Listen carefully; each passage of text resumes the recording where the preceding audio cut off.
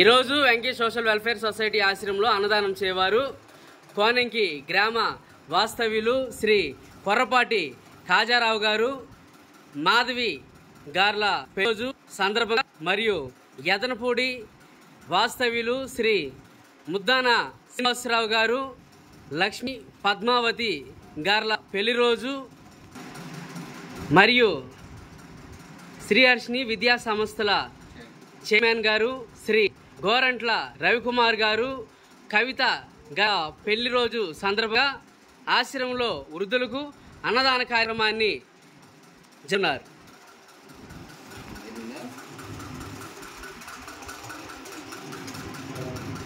అన్నదాత అన్నదాత అన్నదాత